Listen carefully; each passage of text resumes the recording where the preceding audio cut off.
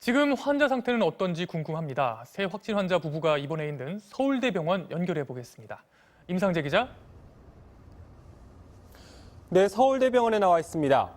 네, 부부가 어제와 오늘 잇따라 확진이 됐는데요. 지금 건강 상태는 어떻습니까?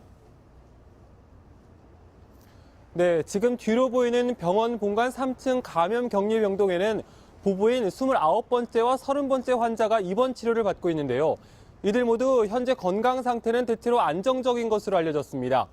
보건당국은 30번째 환자가 어제는 증상이 없었다가 오늘 약간 미열이 생기는 등 증상이 생겼다고 설명했습니다.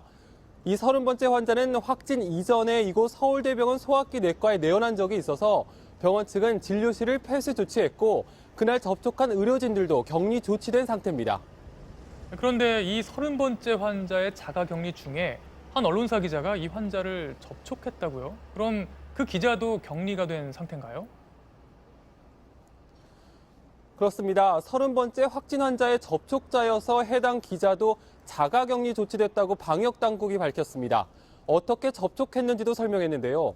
남편이 29번째 환자가 확진 판정을 받은 직후 아내도 가족 접촉자로 즉각 자가격리 대상이 됐는데 부부가 살던 집을 소독하는 과정에서 잠시 집 밖에 있던 아내와 해당 기자가 10분 정도 대화를 나눴다는 겁니다. 그런데 나중에 이 아내분이 30번째 확진 환자가 되면서 해당 기자는 접촉자로 분류돼 자가격리 조치가 내려졌습니다. 퇴원 소식도 있네요. 28번째 확진 환자가 오늘 퇴원했죠? 네, 오늘 태어난 환자는 28번째 확진 판정을 받았던 중국인 여성입니다. 국내 10번째 완치 환자인데요. 입원 중 실시한 바이러스 검사에서 3번 연속 음성이 나와 격리 해제됐습니다. 이 3번째 환자의 접촉자였던 이 환자는 격리 해제를 앞두고 아무런 증상이 없었지만 관할 보건소 측이 혹시나 하는 마음에 해본 검사에서 바이러스 양성 판정이 나왔던 건데요.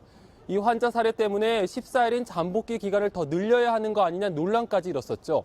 방역당국은 이 환자의 임상 경과를 봤을 때 무증상 감염 상태였거나 증상이 경미해서 드러나지 않았던 것으로 보고 잠복기를 넘어선 사례는 아닌 것으로 판단했습니다.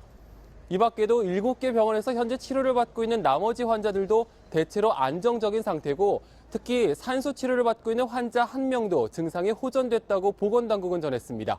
지금까지 서울대병원에서 MBC 뉴스 임상재입니다.